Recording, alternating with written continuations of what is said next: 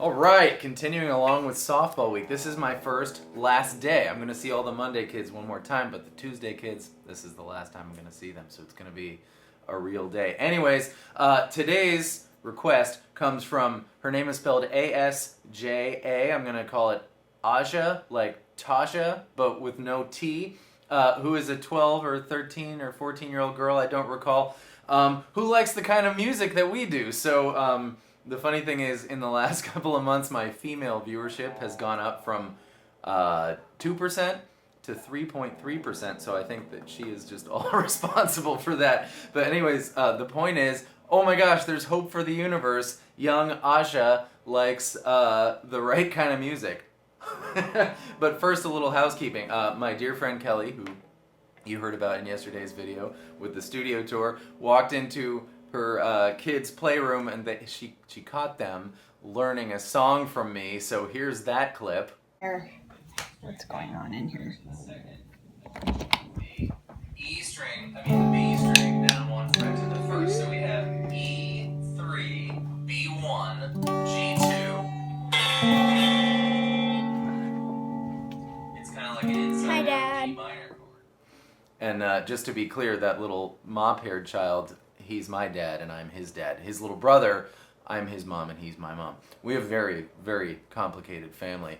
Second piece of housekeeping, some gifts I got from my students here. This is from dear sweet Sydney, who you also heard about in yesterday's video. Here's a little card so you see what she thinks of me. I'm the one in the purple tutu, and look how much better her turtle making has become. Look at this. Look at the arrangement of the colors, and I got a heart and a horse. She says it's a puzzle. I forget how she put it together, but at any rate. And also from one Ryan Georgiani, this is amazing. A whip, a bull whip. It's like a real one. This isn't like a cheapie. This little string here on the end, this is a replacement, whatever this thing is called. It costs like $10, this little piece of string, because it's Kevlar, and it apparently makes it. He and I have had many. He's into whips, so he got me a whip, and now I'm gonna have to learn how to whip. Anyways, I know this song like the back of my hand. Ready? This is okay. This is why I say Kurt Cobain was a genius in what he either didn't know, and so he just used his ear, which is such a great way to go about creating if you're coming from what you hear on the inside rather than what you know will sound good. That can be such like a constraint when you're trying to create, because these power chords, some of them should never go together, and it's all power chords. Yeah, so here we go. We're going to start with B flat. You can play B flat on the A string first fret, power chord. So 1, 3, 3. Didn't bring the right guitar for today. I should have brought the Black Beast. And then we're doing G, which is the third fret of the E string, and then F, which is the first fret of the E string, and then G sharp, which is the fourth fret of the E string. I should say, you can also play B flat on the sixth fret of the E string, and then you got 6, 3, 1, 4. 6, 3, that was close, 1, 4. But I always play it this way, so I'm going to get lost if I don't. Come visit Minnesota. It's lovely in the summer. That's how he teaches the kids the drum fill. Da-da-ba-doo-ba-da-ba. And then they go cruising into the verse, and the verse is going to be B flat, but you can play it here. Also, I'm going to do it this way, but the advantage to here is you're going to go 1, 2, 3, 4, 5.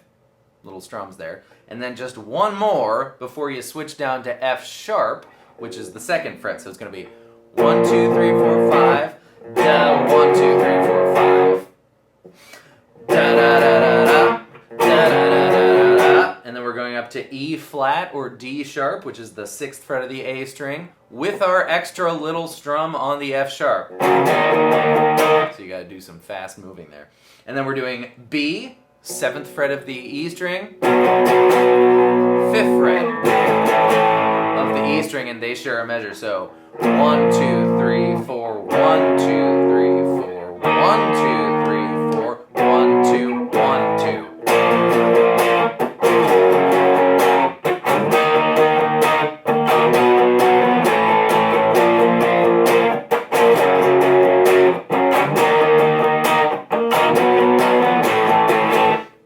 just the bass, of course. So you can mimic, and so I'm going to do it this way.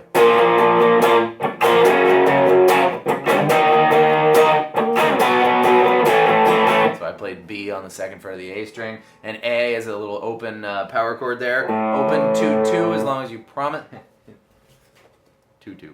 As long as you promise not to play the B string. It is neither an A major nor an A minor. That is the note, you know, because there's A minor that decides whether this chord, A, is minor or major, and when you play a power chord, it's neither, or both. It fits. Here, let's do a magic trick. You play an A power chord, I'm going to play an A minor, and your power chord is going to sound minor. Ready? 1, 2, ready, go. That's you. Okay, now I'm going to play an A major, and your power chord is going to magically sound major, because it just fits in whatever the third decision is in the chord. 1, 2, ready, go. Right? Your power chord, your only root, fifth, and root, just do what in your head, because it's all in your head. It's all your interpretation of it as to how it sounds, even though it's the exact same note. This one single note sounds sad. This one single note now sounds happy. It's crazy. It's magic. All right, where were we? Oh yeah, so then it's just bass. So if you're playing by yourself, Aja, and I'm so sorry if I'm saying your name wrong. If you're playing by yourself, give it one of these, right?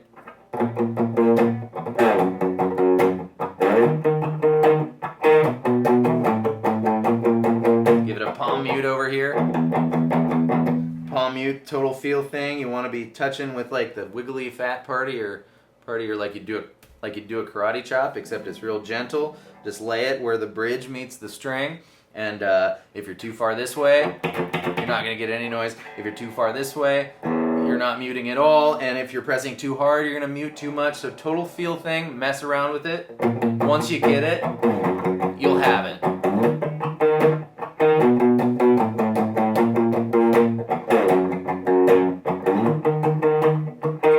And then the guitar comes back in, of course. Just a little cleaner.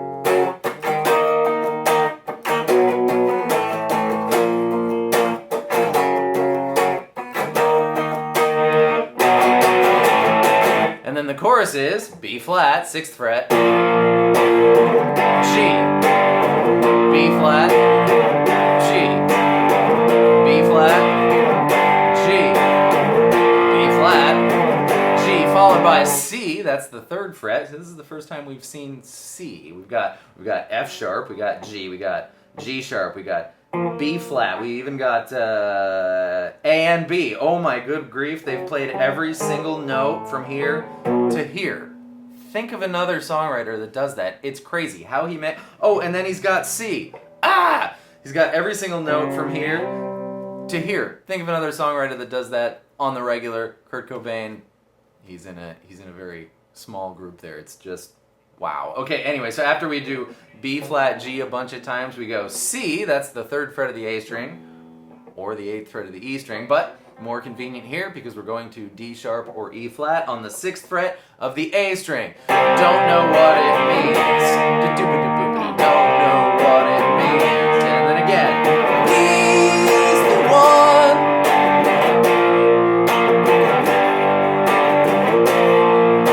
Just pretend this is the last chorus because we do this bit 4 times. He really doesn't know what it means here.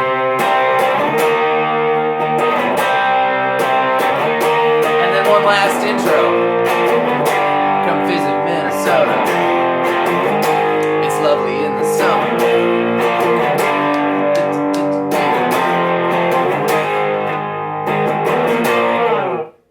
And that's how you play In Bloom, Asha. And you, I hope you found that helpful. I'm sure 80,000 bazillion people have taught you how to play that on YouTube, but maybe I said something in a way that maybe made you think of something in a way you hadn't thought of it before. Definitely the A major and minor magic. I like that little experiment. It's fun to sort of look from the outside what's going on in your brain when you hear stuff, because it's all an illusion. It's crazy. Yeah, yeah, let's get back to Earth now. Thank you so much for being here. We'll continue with Softball Week for just a few more, and I'll see you next time with more stuff. Goodbye.